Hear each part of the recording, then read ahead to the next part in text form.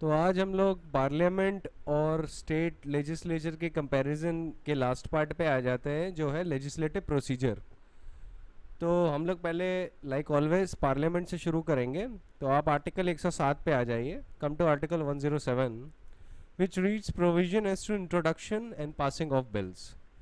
It says that subject to the provisions of article 109 and 117 with respect to money bills and other financial bills, a bill may originate in either house of the parliament. किसी भी house में originate हो सकता है accept money और financial bills. इन दोनों bills को छोड़ के सारे जो बिल्स हैं वो राज्यसभा में भी इंट्रोड्यूस हो सकते हैं और ओरिजिनेट हो सकते हैं, और लोकसभा में भी ओरिजिनेट हो सकते हैं। Alright, then comes clause 2. It says, subject to the provision of article 108 and 109, a bill shall not be deemed to have been passed by the houses of parliament unless it has been agreed to by both houses, either without amendment or with such amendment only as agreed to by both houses.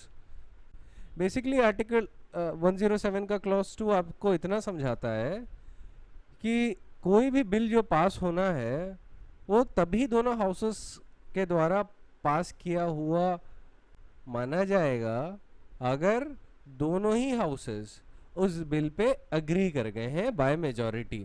ठीक है, चाहे वो with amendments हो या without amendment हो। अगर with amendment है तो उन अमेंडमेंट्स पे दोनों हाउसेस का एग्रीमेंट जरूरी है। ठीक है, then we come to clause 3. It reads, a bill pending in parliament shall not lapse by the reason of prorogation of houses. ये बहुत इंपॉर्टेंट है, ये पूछा जाता है, तो इसको मार्क कर लीजिए। Then we come to clause 4. It reads, a bill pending in council of states which has not been passed by the house of people shall not lapse on the dissolution of the house of people. मतलब ऐसा bill जो council of the states में originate किया गया है और उसका house of people ने पास नहीं किया है, मतलब अभी वो हाउस ऑफ पीपल के पास जाएगा और वहां पे पास होना है, तो notwithstanding the dissolution of the house of people the bill shall not lapse. Clause 5 reads, a bill which is pending in the house of people और which has been passed by the house of people is pending in the council of states shall, subject to provision of article 108, lapse on the dissolution of the house of people. Clause 5 आपको यह समझा रहा है कि अगर कोई ऐसा bill है जो हाउस ऑफ पीपल में ही ओरिजिनेट किया है और वो पास कर दिया जाता है to the council of states, तो ऐसी सिचुएशन में अगर हाउस ऑफ पीपल डिसॉल्व कर जाता है तो बिल विल लैप्स। या suppose the house of people originates a bill, उस पर डेलिब्रेशन कर रहा है and in the mean while house of people is dissolve, Lok Sabha dissolve हो गई, again the bill will lapse. तो क्लॉज 4 और क्लॉज 5 में क्रूशियल डिफरेंस ये है कि क्लॉज 4 उन बिल्स की बात कर रहा है जो काउंसिल ऑफ द स्टेट्स में पेंडिंग है, ठीक है, and they are yet to be passed by the Lok Sabha.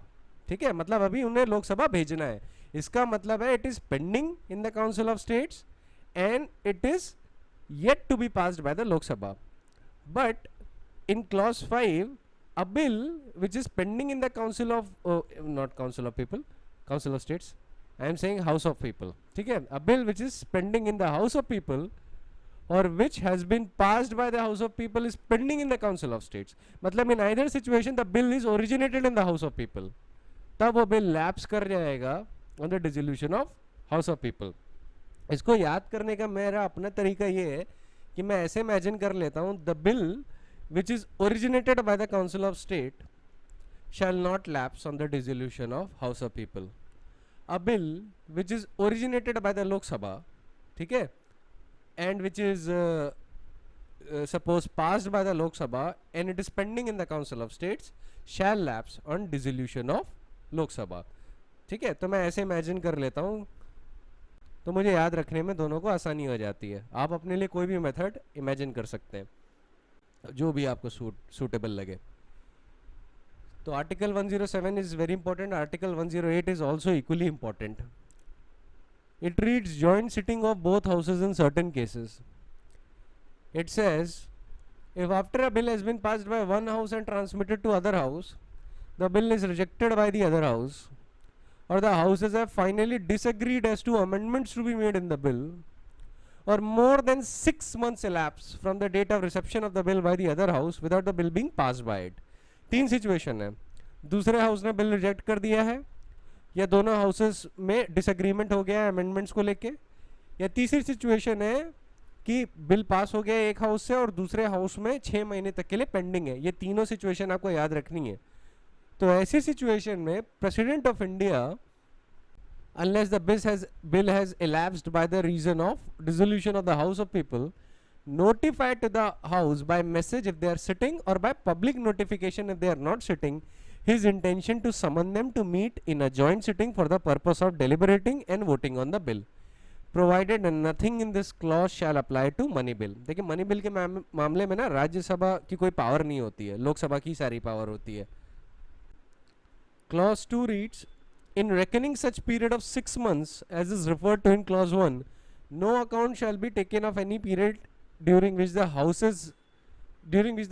referred in clause C of that clause is prorogued or adjourned for more than 4 consecutive days. मतलब 4 दिन से ज़्यादा का प्रोरोगेशन या एडजर्नमेंट का अकाउंट नहीं लिया जाएगा in computing the period of 6 months that is mentioned under Article 108 clause 1 subclause C.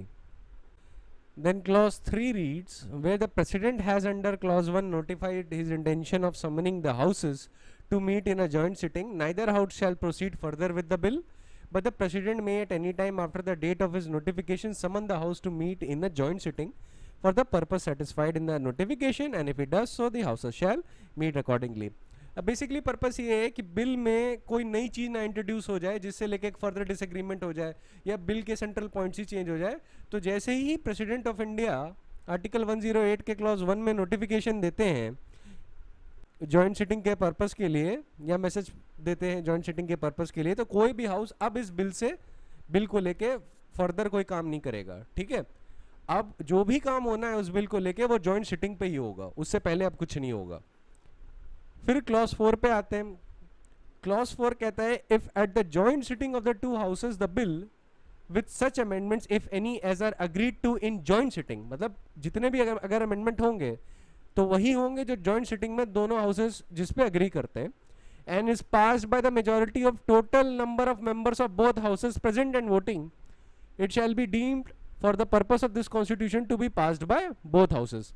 Joint sitting में अगर by majority of the total number of the members of both houses present and voting अगर bill pass कर दिया जाता है तो क्या होगा, bill shall be deemed to be passed by both houses. अब प्रोवाइजो देख लेते हैं. Proviso says that at a joint sitting if the bill having been passed by one house has not been passed by the other house with the amendments and returned to the house in which is originated, no amendment shall be proposed to the bill other than the amendments as are made necessary by the delay in passage of the bill.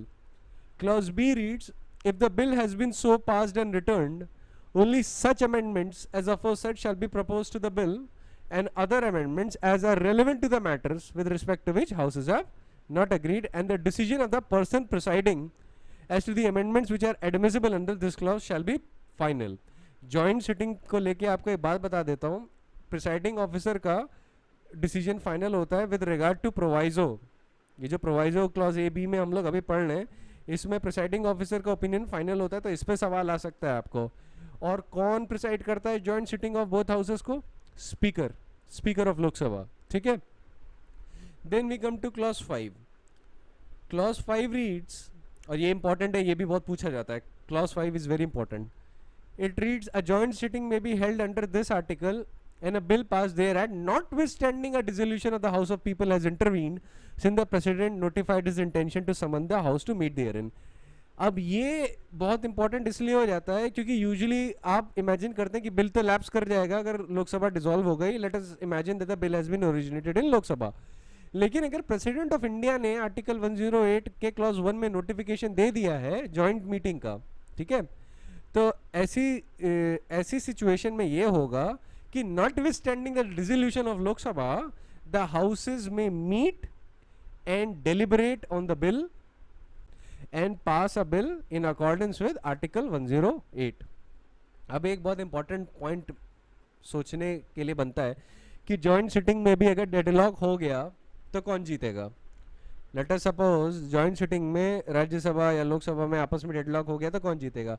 Obviously Lok Sabha जीतेगी. ठीक है, एक बात याद रखिएगा, joint sitting का purpose होता है डेडलॉक एंड करना, और जॉइंट सिटिंग हमेशा डेडलॉक एंड ही करेगी. ठीक है, assuming that the government is in majority, जो काउंसिल ऑफ मिनिस्टर्स हैं they enjoy the majority in the Lok Sabha, तो ये याद रखिए कि डेडलॉक की सिचुएशन में मतलब अगर मान लीजिए आर्टिकल 108 की सिचुएशन अराइज कर गई है और जॉइंट मीटिंग हुई है, तो ऐसी सिचुएशन में लोकसभा हमेशा जीतेगी. क्यों जीतेगी? क्योंकि क्लॉज 4 आपको कहता है कि bill would be deemed to have been passed for the purpose of this constitution if in the joint sitting it is passed by the majority of the total members of both houses present and voting. तो majority of members किसके पास है? 552 is the theoretical limit for Lok Sabha, with and 250 being the limit for Rajya Sabha. ठीक है, तो numerical strength किसके पास है? लोकसभा के पास. तो always remember, due to this numerical strength, Lok Sabha will always have an upper hand in the joint sitting of both houses. उसके पास हमेशा अपर हैंड होगा. ठीक है, राज्यसभा के पास अपर हैंड नहीं होगा ऐसी सिचुएशन में.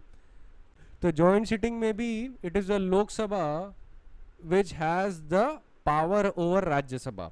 ठीक, फिर हम आ जाते हैं मनी बिल के केस में. अब मनी बिल के केस में राज्यसभा के पास बिल्कुल भी पावर नहीं होती है. मनी बिल इंट्रोड्यूस भी नहीं हो सकता काउंसिल ऑफ स्टेट्स में. ठीक है ना, वो ओरिजिनेट करता है. Money bill originates in Lok Sabha and Lok Sabha alone. ठीक है, अब आर्टिकल 109 पढ़ते हैं. वो कहता है, a money bill shall not be introduced in the council of states. ठीक, very straightforward. Clause 2 says after a money bill has been passed by the Lok Sabha, it would be transmitted to the Rajya Sabha for its recommendations and the Council of State shall within a period of 14 days. अब ये 14 days लिख लीजिए, इस period को लेके सवाल आएगा. 14, right it down, अपने बे टेक्स्ट पे लिख लीजिए या हाईलाइट कर लीजिए. shall within a period of 14 days from the date of its receipt of the bill return the bill to the House of People with its recommendation, and the House of People may thereupon either accept or reject any of the recommendation of Rajya Sabha. मतलब house of people को power दी गई है कि वो accept कर ले चाहे तो, या रिजेक्ट कर दे सारे रिकमेंडेशन राज्यसभा के. राज्यसभा के पास मनी बिल को लेकर कोई भी पावर नहीं है. It has absolutely no power. Then we come to clause 3. Clause 3 कहता है the house of people accepts the recommendation of the council of states, that is the Rajya Sabha, the money bill shall be deemed to have been passed by both houses with the amendments recommended by the council of states and accepted by the house of people. ठीक है, अगर दोनों accept कर लेते recommendation Rajya Sabha के, राज्यसभा के अगर recommendation Lok Sabha accept कर लेती तो मान लिया जाएगा कि दोनों हाउसेस ने पास कर दिया मनी बिल. अगर हाउस ऑफ पीपल, उसी का नेक्स्ट क्लॉज बताएगा, क्लॉज 4 बताएगा, अगर house of people does not accept the recommendation of council of states, the bill shall be deemed to have been passed by the both houses in the form in which it was passed by the house of people without any amendments recommended by the Council of States. Let us suppose Lok Sabha does not agree with any of the amendments which is recommended by the Rajya Sabha, तो क्या होगा? Bill shall be deemed to have been passed by both houses in the form it was originally passed by the House of People.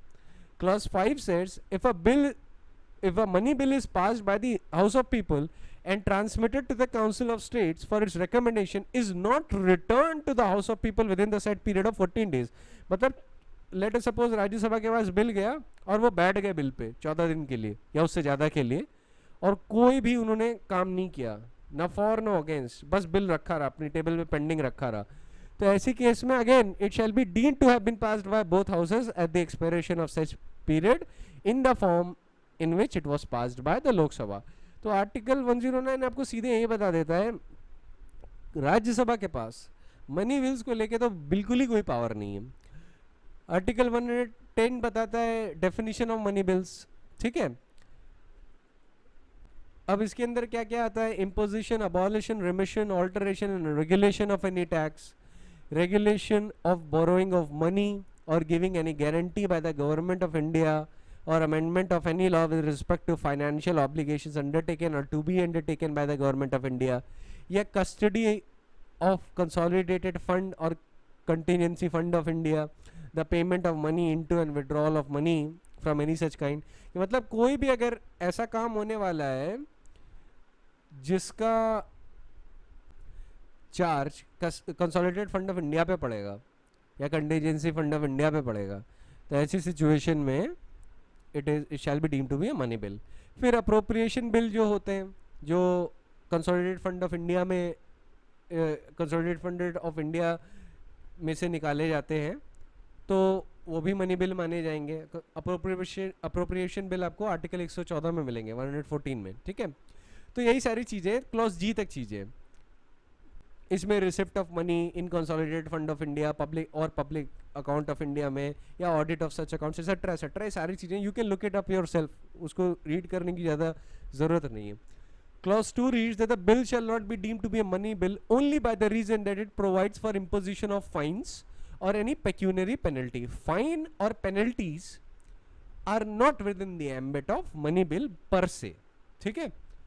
Or it is for a demand of payment of fees for license or fees for services rendered, or by the reason it provides for imposition, abolition, remission, alteration or regulation of any tax by any local authority और body for local purpose. अब ये जो last part है ना, आप इसको local purposes के लिए टैक्स का अबॉलिशमेंट, इम्पोजिशन, रिमिशन, ऑल्टरेशन के पॉइंट से याद रख सकते हैं ये, लेकिन ध्यान रखिएगा it is confined to local purposes only, ठीक है।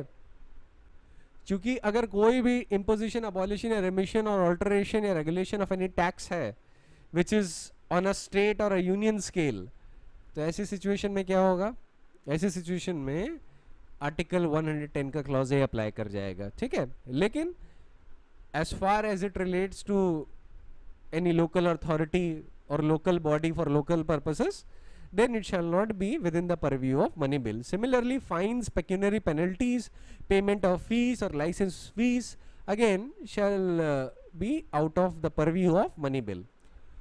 Now clause 3 reads of article 110 that if any question arises that whether a bill is a money bill or not, the decision of the speaker of the house of people shall be final. Very important, बहुत popular question है ये। Clause 4 reads that there shall be endorsed on every money bill when it is transmitted to the Council of States under Article 109, and when it is presented to the President for assent under Article 111, the certificate of the Speaker of the House of People signed by him that it is a money bill. Finally, we come to assent to the bills. When a bill has been passed by the Houses of Parliament, it shall be presented to the President, and the President shall declare that either he assents to the bill or he withholds his assent therefrom, provided that President may, as soon as possible after the presentation to him of a bill for assent, return the bill if it is not a money bill. Money bill को return नहीं किया जा सकता, याद रखिएगा। Money bill cannot be returned, either it can be accepted or assent can be withheld on it, ठीक है, उसको return नहीं किया जा सकता। So you mark that, ये पूछा जाता है। सो प्रेसिडेंट ऑफ इंडिया क्या करेंगे, रिकंसिडरेशन के लिए भेज देंगे हाउसेस के पास with a message requesting that कि बिल को एक बार रिकंसिडर कर लीजिए, या वो अपने रिकंसिडरेशन में कुछ अमेंडमेंट्स भी सजेस्ट कर सकते हैं। जब बिल ऐसा रिटर्न हो जाता है तो houses will reconsider the bill accordingly, और अगर उन्होंने बिल फिर से पास कर दिया चाहे विद और without amendment suggested by him, तो president shall not withhold assent therefrom, ठीक है। फिर प्रेसिडेंट क्या कहते हैं, अपनी असेंट विदहोल्ड नहीं कर सकते, ठीक है, वो रिटर्न भी नहीं कर सकते, वो ये नहीं कर सकते कि बार बार रिटर्न ही किए जा रहे हैं। अब एक सवाल पूछता हूँ आपसे कि ये जो मनी बिल में आपने देखा कंसोलिडेटेड फंड या कंटिजेंसी फंड की बात की गई है, ये कॉन्स्टिट्यूशन में किधर बताए गए? क्योंकि आप पूरा स्टेट देख लेंगे, आप पूरा स्टेट को लेके पार्ट 6 देख लेंगे, पार्ट 5 देख लेंगे, आपको कंसोलिडेटेड फंड की बात कहीं भी नहीं मिलेगी, ठीक है, कि what is a consolidated fund of India, क्या चीज़ एस्टैब्लिश करती है। आपको इस सवाल का जवाब पता है कौन से आर्टिकल में मिलेगा?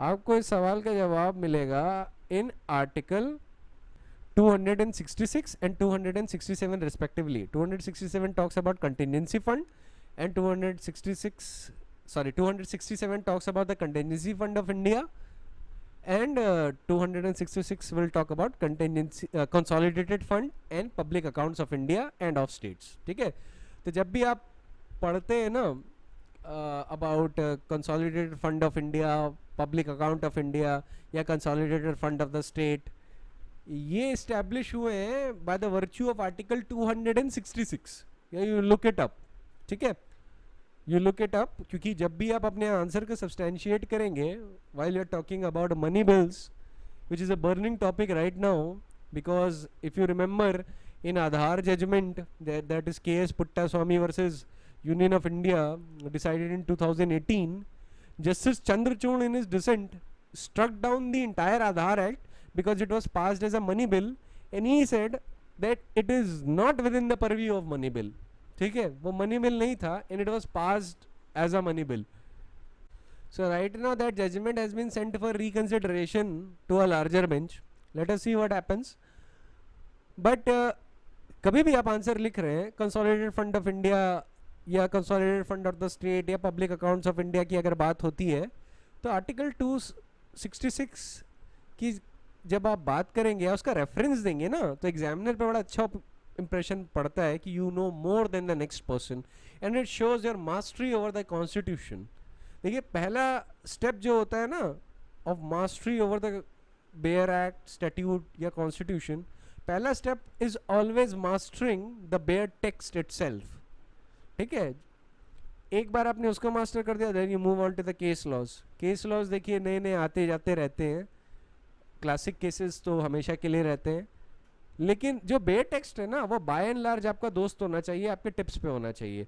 ठीक है, कि whenever you want to recall something you can easily recall the appropriate article. अगर आर्टिकल आप एग्जैक्टली उसका नंबर नहीं रिकॉल कर पाते, ऊपर नीचे हो जाता है थोड़ा नंबर, कोई उसमें कोई दिक्कत नहीं है क्योंकि वो रिवीजन से ठीक हो जाएगा, लेकिन उसका कंटेंट जो है वो मत भूलिएगा. ठीक है, आप चलिए ये भूल सकते हैं कि exactly consolidated fund of India किस आर्टिकल में है, पर ये भूलना बिल्कुल भी अलाउ नहीं है कि किस चैप्टर में है. ठीक है, आप ये नहीं कह सकते कि अरे कंसोलिडेटेड फंड ऑफ इंडिया तो यूनियन के चैप्टर में नहीं, उसमें मेंशन है, लेकिन इस्टेब्लिश किधर हो रहा है, इस्टेब्लिश हो रहा है आर्टिकल 266 में. कंटिजेंसी फंड की बात कहाँ की गई है, आर्टिकल 267 में. ये सारी चीज़ें ना आपको अभी से इस पे काम करना पड़ेगा, या आगे जाके बहुत हेल्पफुल होंगी. Remember the work and effort that you will put in now will reap you higher dividends later. ठीक है, so you look up these two articles and tell me that was it easy for you to understand और not. अब हम आगे बढ़ते हैं, article 112 पे आते हैं, 112, that is annual financial statement. Annual financial statement को हम लोग पॉपुलरली बजट सेशन भी कहते हैं, बजट स्टेटमेंट भी कहते हैं. ठीक है, the president shall in respect of every financial year cause to be laid before both houses of the parliament a statement to the estimated receipts and expenditure of the government of India for that year in the part referred to as annual financial statement. आप पूरे constitution पढ़ डालेंगे, वहाँ पे आपको budget statement का बात नहीं मिलेगा. एक्चुअली आपका आर्टिकल 112 जिस एनुअल फाइनेंशियल स्टेटमेंट की बात करता है ना, यही है आपका बजट स्टेटमेंट. ठीक है, इसी को आम बोलचाल की भाषा में हम लोग बजट स्टेटमेंट कहते हैं, और बजट सेशन के दौरान एनुअल फाइनेंशियल स्टेटमेंट ही प्रेजेंट किया जा रहा होता है. अब आपको एग्जाम में थोड़ा प्योरिटन रहना होगा. ठीक है, एग्जाम के दौरान आप even though practically in practice annual financial statement पे प्रेसिडेंट का रिकमेंडेशन होता है, उनका सर्टिफिकेशन होता है, वो सारी बातें ठीक है, और finance minister actually presents this annual financial statement in practice. ठीक है, ऑप्शन में अगर कभी भी आए ना फाइनेंस मिनिस्टर, उस पर कभी भी बबल मत भर के चले आइएगा, गलत हो जाएगा. क्योंकि एग्जामिनर एक लॉ एस्पिरेंट से एक सर्टेन लेवल की प्योरिटी एक्सपेक्ट करता है कि you have to be very accurate अपने रिस्पॉन्सेज में. आप अपने रिस्पॉन्सेज में लेमन की तरह बिहेव नहीं कर सकते, लेमन की तरह आंसर नहीं दे सकते. तो वहाँ पे आपको जब भी पूछा जाए एनुअल फाइनेंशियल स्टेटमेंट कौन प्रेजेंट करता है, और भले ही आपको पता हो कि हाँ ये तो फाइनेंस मिनिस्टर करते हैं, no, that will be incorrect answer. The answer would be the president of India, always and always the president of India. ठीक है, याद रखिएगा. It is very important for you to be a puritan when it comes to law. Law rewards accuracy, brevity and eloquence, और इसमें highest preference मिलता है accuracy को. ठीक है, तो इस बात पे कभी भी कंफ्यूज मत हो जाइएगा कि ऑप्शन में आपको फाइनेंस मिनिस्टर दिख गया, फाइनेंस मिनिस्टर पे ले आए. भाई सब लोग दुनिया देखती है कि finance minister is the actual person who introduces the budget. तो उसका मतलब ये थोड़ी ना है कि you are correct in exams. Exams में आपको एग्जैक्टली बताना है कि वो causes annual financial statement to be present in the parliament, that is the president. ठीक है, always choose the president in term whenever the question is regarding article 112 of the constitution. ठीक है, so we move on to clause 2. It reads that the estimates of expenditure embodied in annual financial statement shall show separately sums required to meet the expenditure described by the constitution as expenditure charged upon the consolidated fund of India. अब इसमें कौन कौन सा expenditure होता है? जो president की salaries हैं, सुप्रीम कोर्ट जजेस की सैलरीज हैं, कोई जजमेंट ऑर्डर डिक्री अवार्ड है विच इज़ जो यूनियन गवर्नमेंट को पे करना है, etcetera. They are charged on the constitution by itself. ठीक है, तो इस पे ज़्यादा एलैबोरेशन की कोई ज़रूरत नहीं है, आगे के आने वाले आर्टिकल्स आपको ये बता ही देंगे. इनफैक्ट जो क्लॉज 3 है आर्टिकल 112 का, वो खुद ही बता देता है कि उसमें स्पीकर की salaries, dept charges, pensions payable to the जजेस of the high court, pensions and salaries payable to the जजेस of the Supreme court, sums required to satisfy the judgement decree और अवार्ड ऑफ एनी कोर्ट और arbitral tribunal, etcetera etcetera, या expenditure declared by this constitution और by parliament by law to be charged on the consolidated fund of India, वो सब charge होंगे consolidated fund of India पे. ठीक है, और एनुअल फाइनेंशियल स्टेटमेंट में उनका मेंशन होगा. क्लॉज बी बताता है sums required to meet other expenditure propose to be made from the consolidated fund of India and shall distinguish expenditure on revenue account from other expenditure. तो इसमें as a law aspirant you don't need to know much, आपको बस इस article का base ध्यान रखना है. ठीक है, क्या क्या इंपॉर्टेंट पॉइंट्स हैं ये याद रखिएगा कि एनुअल फाइनेंशियल स्टेटमेंट को पॉपुलरली बजट स्टेटमेंट भी कहा जाता है, और bill such annual financial statement is presented to both houses of the parliament. ऐसा मत समझ लीजिएगा कि सिर्फ लोकसभा को प्रेजेंट किया जाता है. It is presented to both houses of the parliament. Who causes it to be presented? Actually, in reality, it is the finance minister, but you don't have to mention finance minister. You will always mention president of India. जैसे कि constitution का bare text बोल रहा है आपको, वैसा ही चलना है. So it is the president who causes to be laid before both houses of the parliament a statement of receipts and expenditure that is referred to as annual financial statement. ठीक है. Now we come to article 113. वो बताता है क्या procedure होगा with respect to estimates. It says कि जो भी एक्सपेंडिचर जो है जो कंसोलिडेटेड फंड ऑफ इंडिया पे चार्जेबल है वो वोट ऑफ पार्लियामेंट का सब्जेक्ट नहीं होगा. ठीक है, वो तो पास करना ही करना पड़ेगा. That is not subject to the vote of Parliament. हाँ, बस उस पर डिस्कशन चाहे तो either house of the Parliament में हो सकता है.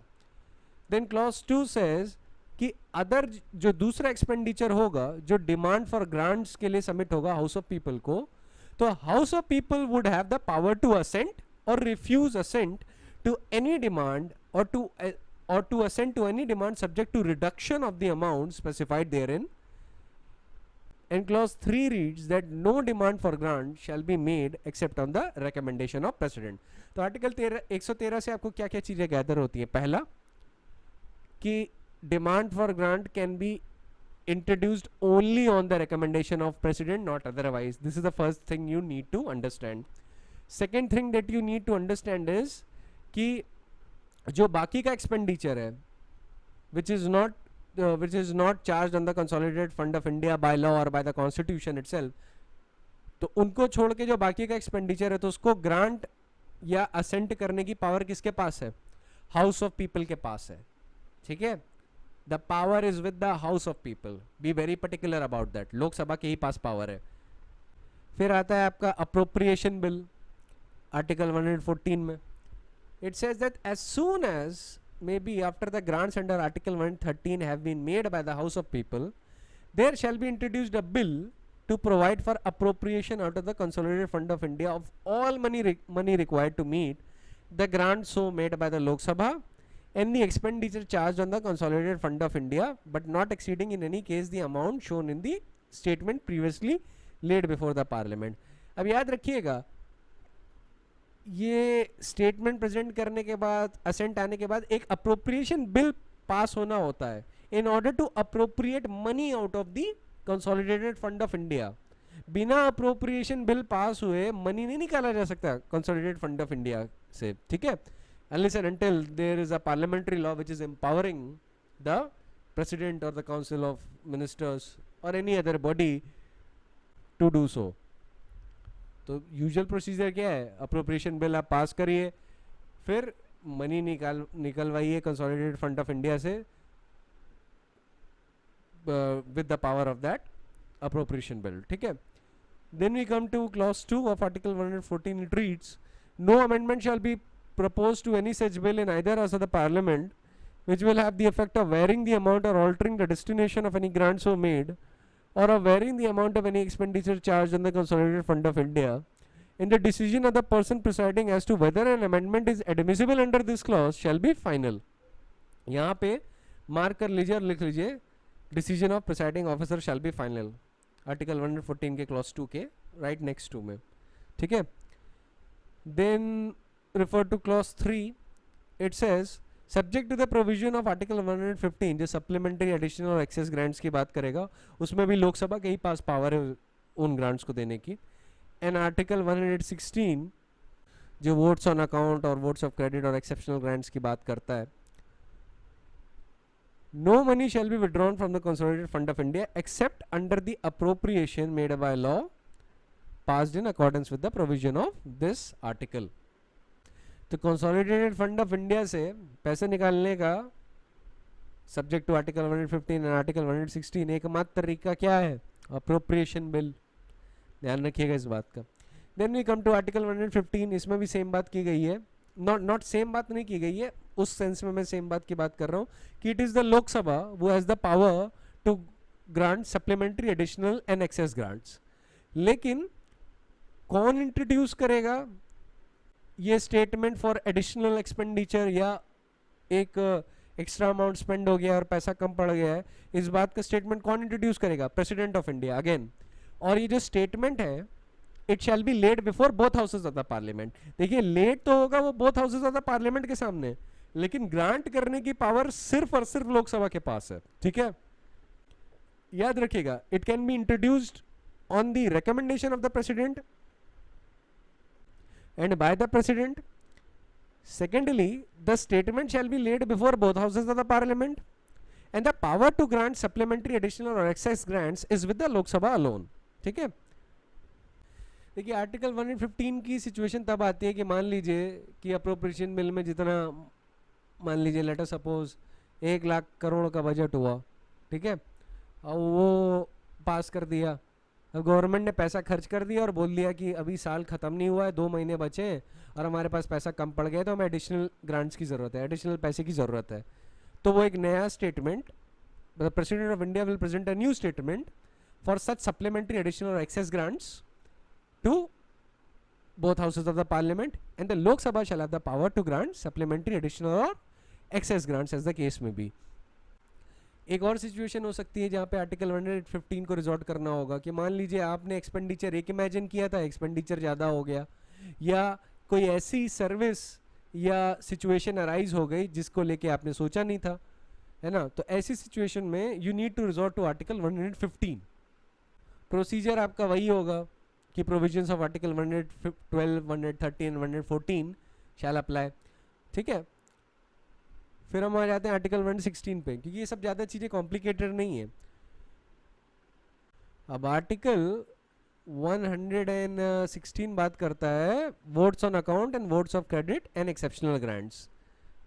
अब ये अगेन कहता है कि हाउस ऑफ पीपल के पास, मतलब लोकसभा के पास, has the power to give any grant in advance, advance में ग्रांट दे दे, subject to the completion of procedure under article 113 और आर्टिकल 114, ठीक है।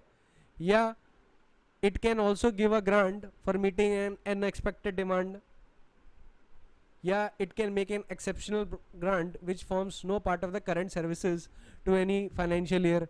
अब ये वैसी सिचुएशन है जैसे आप अपने पेरेंट्स से पैसा मांगने जाएं और आप बाहर ट्रैवल करने जा रहे हो, है ना, तो आपके पेरेंट्स कभी कभी ये नहीं कहते थे कि देखो तुम मांग, लेटर सपोज आप मांग रहे हैं 5000, अब वो इमेजिन करते हैं कि देखिए 5000 तो ये मांग रहे हैं, पर हो सकता है कि कोई सिचुएशन आ जाए या कोई अनएक्सपेक्टेड खर्चा हो जाए, ठीक है, तो वो आपको 2500 एक्स्ट्रा दे देते हैं कि आप ये एक्स्ट्रा अमाउंट रखो और फिर आप ट्रैवल करो। आपने मांगे थे 5000, आपको मिल गए 7.5। तो ऐसी सिचुएशन जो पार्लियामेंट्री लेवल पे है, इसमें लोकसभा को एम्पावर किया गया है कि वो एक्सेप्शनल ग्रांट्स दे सकती है। या मान लीजिए गवर्नमेंट कहे कि हमें इमीडिएट भी रिक्वायरमेंट है, तो लोकसभा के पास ये भी पावर है कि चलिए जब तक 113 या 114 का जो प्रोविजन है कॉन्स्टिट्यूशन का, कि जब तक अप्रोप्रिएशन बिल पास हो रहा है हम आपको इतना ग्रांट्स एक्स्ट्रा अभी दिए देते हैं। तो ये सब पावर किसके पास है? लोकसभा के पास। देखिए जब भी पैसे की बात आएगी, it is Lok Sabha which is empowered, Rajya Sabha नहीं। जब भी मनी को लेके बात हो रही है पार्लियामेंट पे, it is always the Lok Sabha which is powerful, याद रखिएगा। वो बाकी के बिल्स पे या लीगल पावर्स पे इक्वल हो सकते हैं लोकसभा और राज्यसभा, कि लेटर सपोज क्रिमिनल लॉ में अमेंडमेंट करना है या नया एक्ट बनाना है with regard to civil procedures या नए कोर्ट्स एस्टैब्लिश करने हैं, वहाँ पे लोकसभा राज्यसभा की पावर बराबर हो सकती है। लेकिन जैसे ही सवाल उठता है पैसे का, मनी का, एक्सपेंडिचर का, लोकसभा के पास पावर है।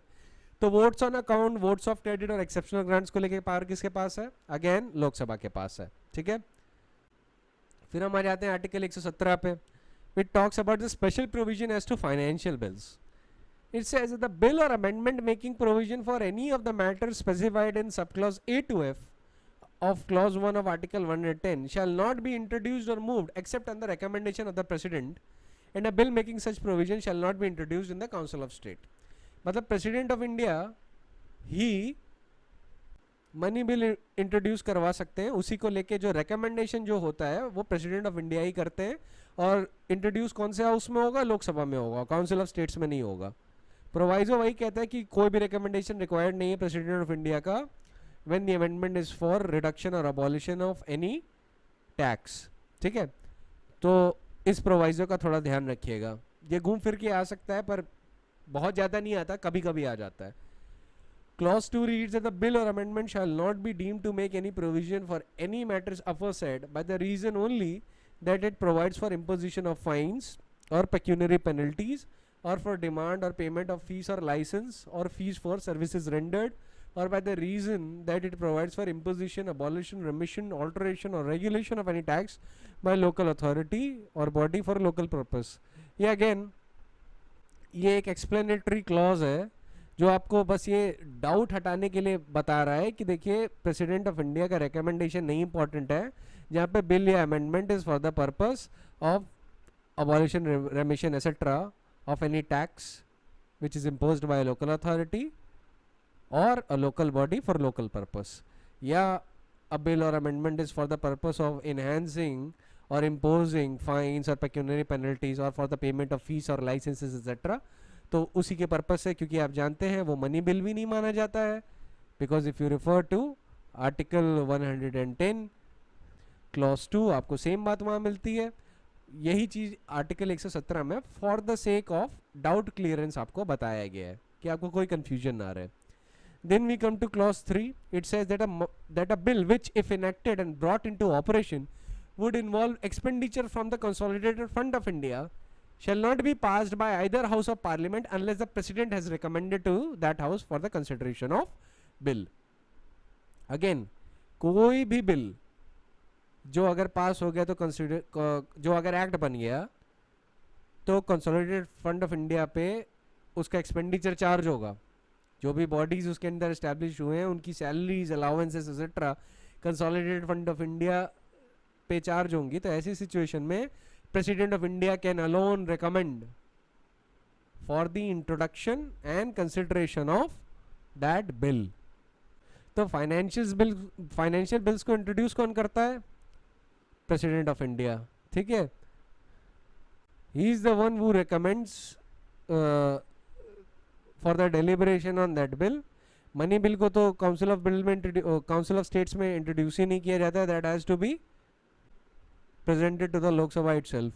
सिमिलरली कोई भी बिल जो अगर इनैक्ट हो गया तो कंसोलिडेटेड फंड ऑफ इंडिया पे चार्ज होगा, तो president of India has to recommend to that house for the consideration of bill, ठीक है। अगेन रिकमेंडेशन किसका होगा? प्रेसिडेंट ऑफ इंडिया का होगा। तो आर्टिकल्स 117 को फाइनेंशियल बिल्स के कॉन्टेक्स्ट में ध्यान रखिएगा, और ध्यान रखिएगा कि रिकमेंडेशन ऑफ प्रेसिडेंट बहुत ज़रूरी है उन मैटर्स का जिस पे आर्टिकल 117 अप्लाई करता है, मनी बिल और या कोई भी bill which involves an expenditure on consolidated fund of India, ठीक है। अब रूल्स ऑफ प्रोसीजर को लेके बहुत ज़्यादा चीज़ें इंपॉर्टेंट नहीं है, you can read it yourself. इसमें एक चीज़ का ध्यान रखिएगा कि इसका 118 का क्लॉज 4 देख लीजिए।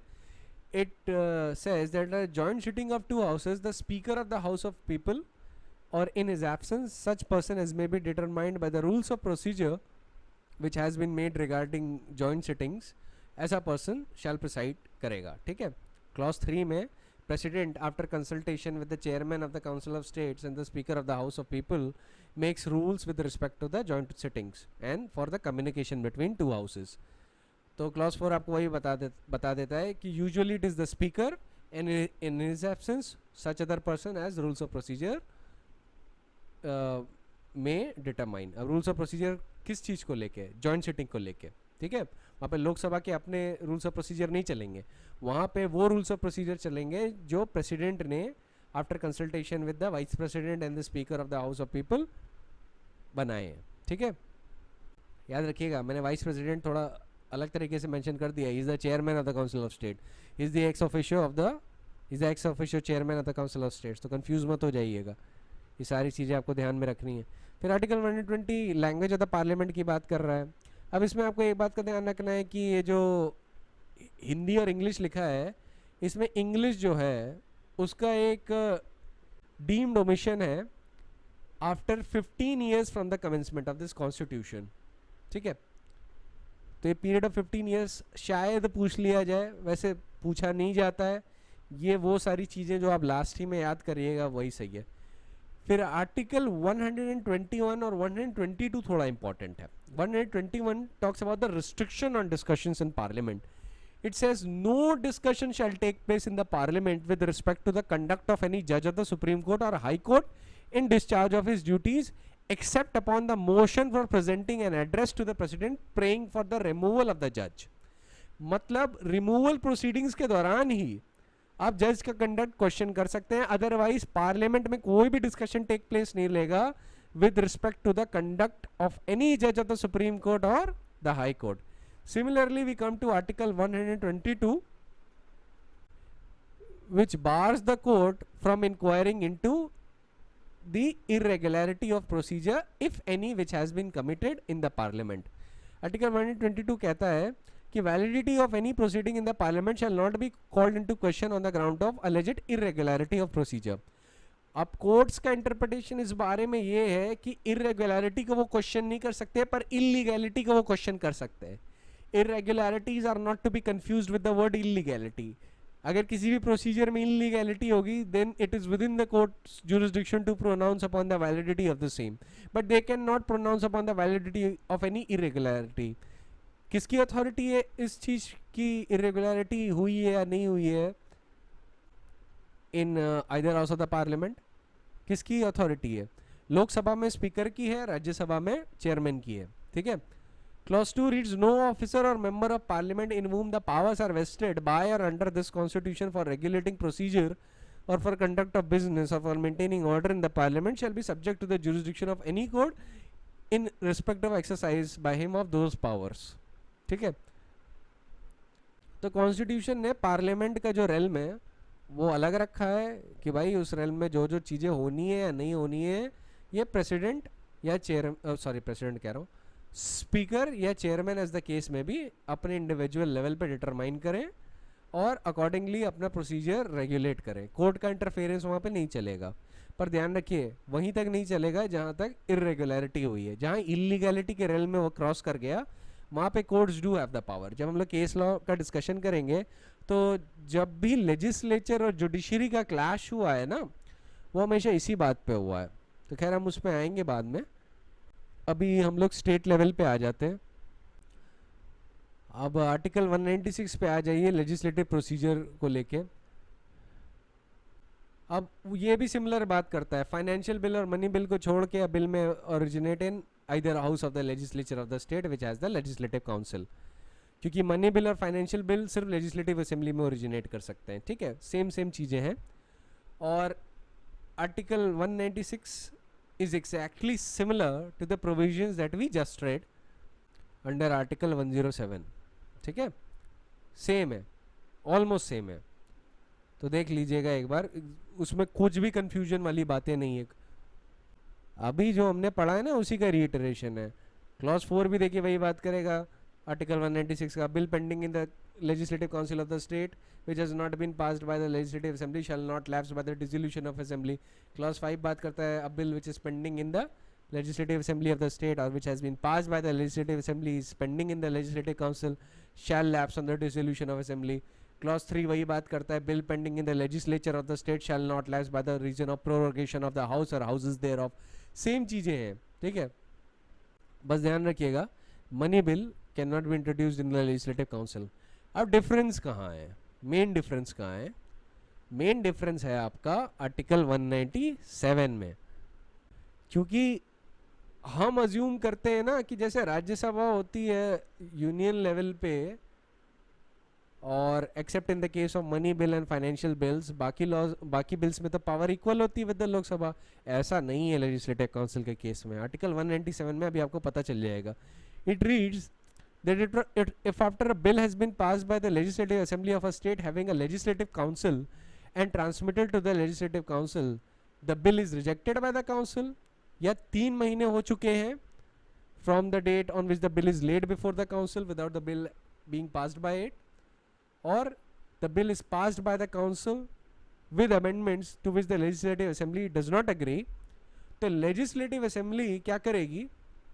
It will pass the bill again in the same or in a subsequent session with or without such amendment as any, if any, as it thinks fit, which has been suggested or agreed to by the legislative council, and transmit the bill so as to the legislative council again। तो यहाँ पे क्या हो रहा है? यहाँ पे bill is rejected by the council, 3 महीने हो चुके हैं, और या तो bill is rejected by the council और 3 महीने हो चुके हैं कि bill is pending in the table of legislative council, या लेजिस्लेटिव काउंसिल ने बिल अमेंडमेंट के साथ पास किया है जिसको लेजिस्लेटिव असेंबली एग्री नहीं करती। तो लेजिस्लेटिव असेंबली के पास नेक्स्ट ऑप्शन ये आता है कि it again passes a bill either with और without the amendment suggested by the legislative council. If the bill has been passed for the second time by the legislative assembly and transmitted to the legislative council, the bill is rejected by the council, या more than 1 month has been elapsed, मतलब bill reject कर दिया council ने फिर से, और अब 1 महीना रिलैक्स कर दिया। पहली सिचुएशन में 3 महीने था, अब वो घट के 1 महीना हो गया। मोर देन 1 मंथ हैज elapsed, ठीक है, मोर देन 1 मंथ मतलब 1 महीने से 1 दिन ज़्यादा होना चाहिए। So more than 1 month has elapsed, and clause C reads that the bill is passed by the council with amendment to which the legislative assembly does not agree। ठीक, तो एक ही सिचुएशन चेंज हो रही है कि जो ड्यूरेशन ऑफ मंथ्स है वो चेंज हो रहे हैं, 3 से 1 महीना पे आ गए सेकेंड सिचुएशन में। तो क्या होगा? Bill shall be deemed to have been passed by both houses of the legislature of the state in which it was passed by the legislative assembly for the second time with such amendments if any as has been made or suggested by the legislative council and agreed to by the legislative assembly। तो basically क्या है?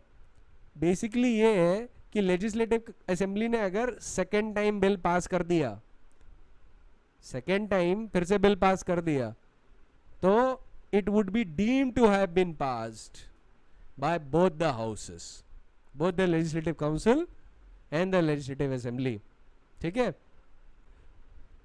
तभी आप जब ये provision पढ़ेंगे legislative assembly और legislative council को लेके विद रिगार्ड्स टू प्रोसीजर, आप देखेंगे जॉइंट सिटिंग को लेके कोई प्रोविजन ही नहीं है। वो इसीलिए नहीं है क्योंकि लेजिस्लेटिव काउंसिल डेडलॉक नहीं क्रिएट कर सकती।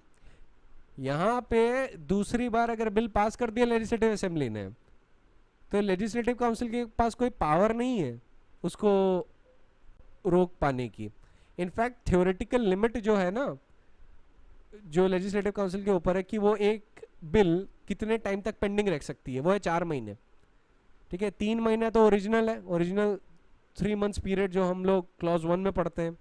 फिर क्लॉज 2 में उनको एक एक्स्ट्रा 1 मंथ मिलता है जब सेकेंड टाइम बिल पास होता है। तो theoretically they have only 4 months जहाँ पे वो बिल को रोक सकते हैं। उसके बाद 4 मंथ्स के बाद it shall be deemed to have been passed by both houses. ठीक है, और रिजेक्ट करेंगे और फिर सेकेंड टाइम पास हो गया तो again deemed to have been passed by both houses.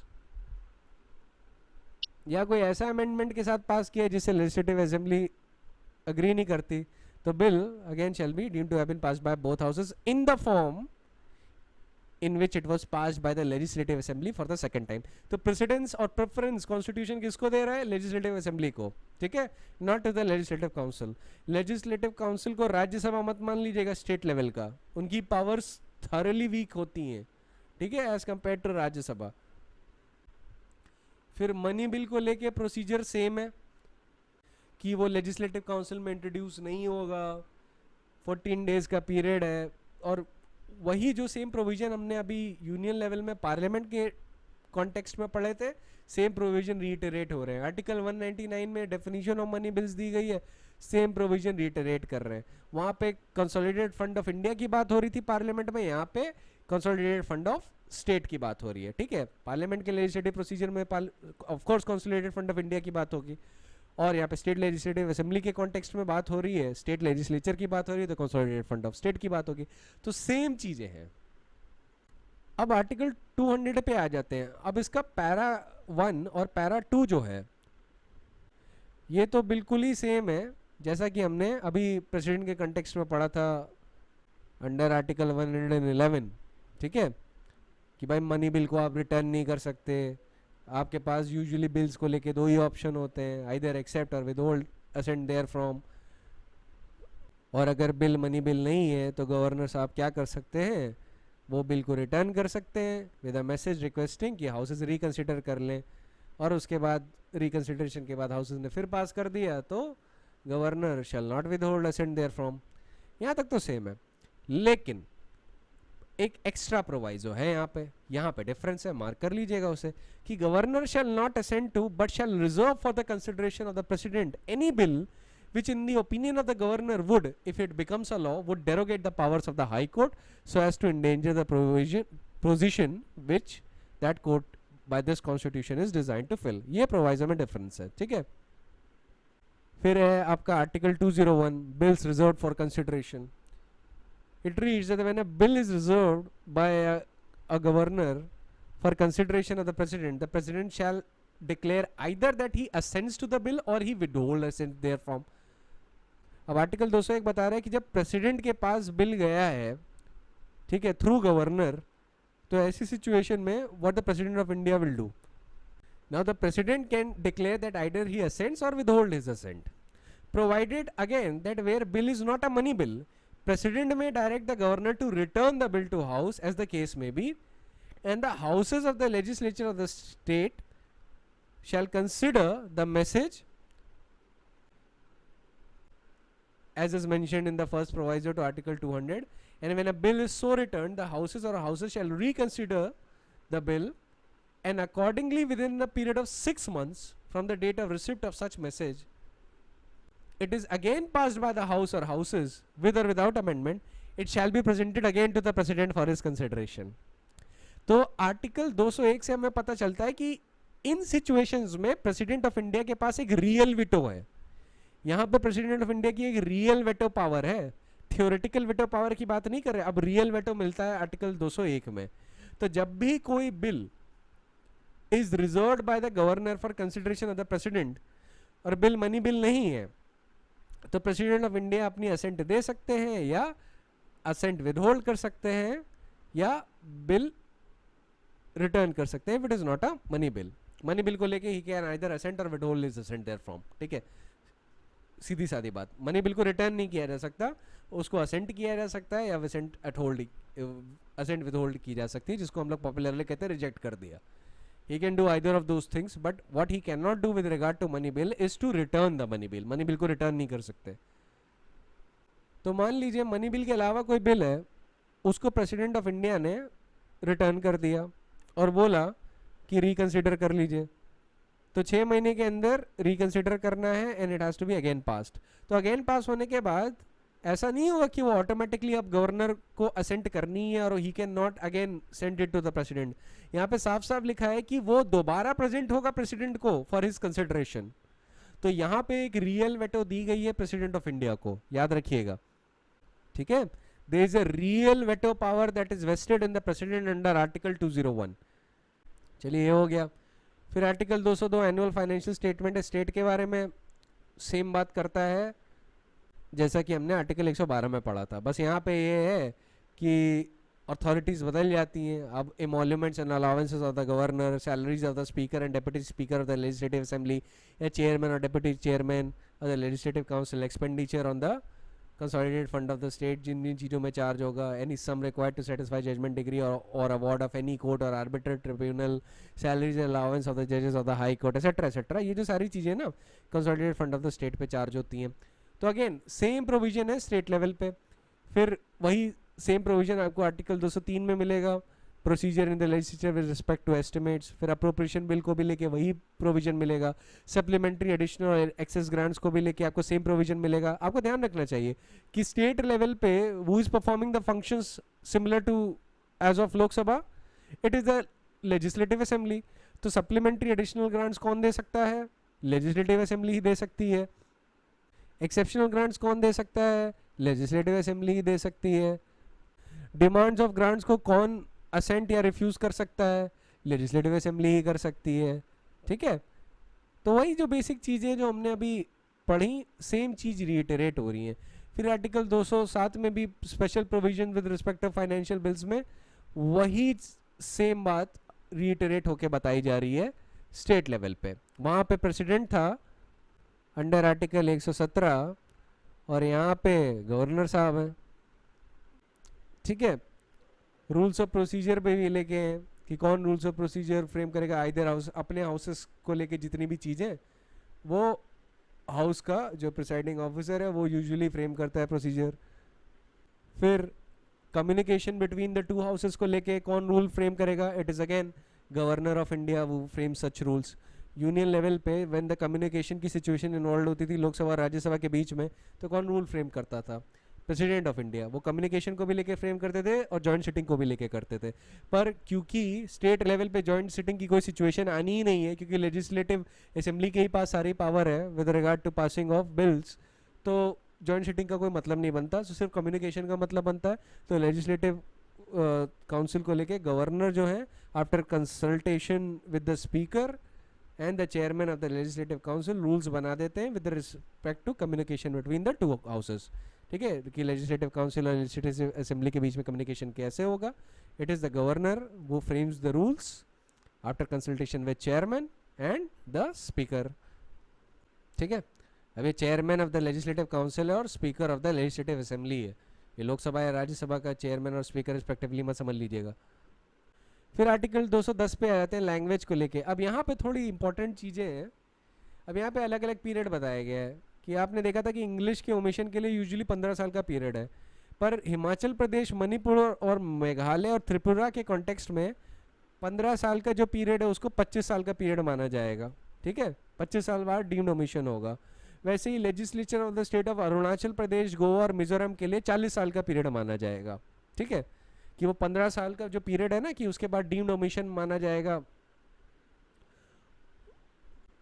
वो कुछ लेजिस्लेचर्स ऑफ द स्टेट जैसे हिमाचल, मणिपुर, मेघालय और त्रिपुरा, उनमें 25 साल का पीरियड माना जाता है कि 25 साल बाद इंग्लिश ओमिटेड मानी जाएगी। और legislature of states of Arunachal, Goa and Mizoram वहाँ पे 40 ईयर्स का पीरियड माना जाएगा, जैसे 40 ईयर्स की एक्सपायरी के बाद from the commencement of the constitution English language would be omitted,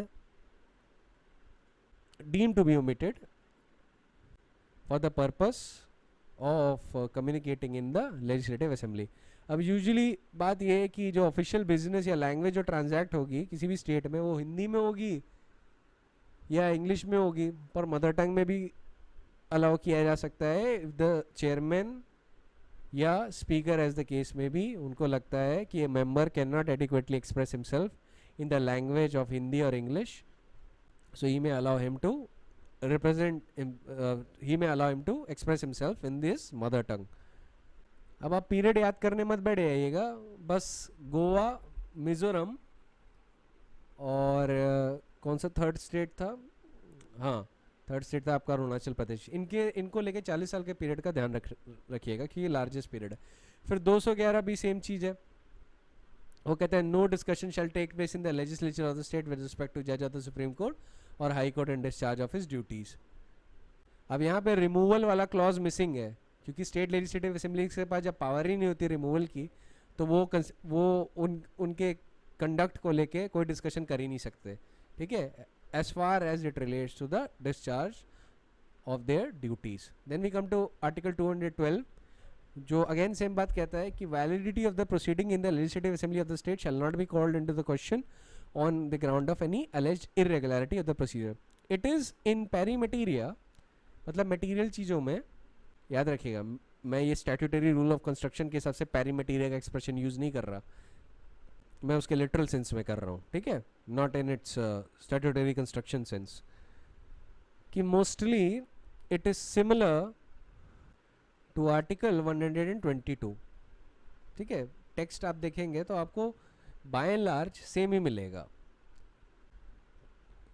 तो डिफरेंसेस मैंने आपको मार्क करवा दिया और बता दिया कि ये डिफरेंसेस हैं. अब इससे क्या होगा ना, अब देखिए 1 घंटा हमें लगा लेजिस्लेटिव प्रोसीजर्स को पूरा डील करने का. अब कोई भी व्यक्ति पहले 1 घंटा वो लेजिस्लेटिव प्रोसीजर पढ़े, फिर स्टेट का लेजिस्लेटिव प्रोसीजर करे, तो उसको यूजुअली 2 घंटा लगेगा. ठीक है, 2 घंटा लगेगा उसको. पर आपको क्योंकि मैंने डिफरेंस बता दिया है, now you can just read the difference and you can finish most of the things while keeping your presence of mind and have the ability to clear your task with speed and efficiency.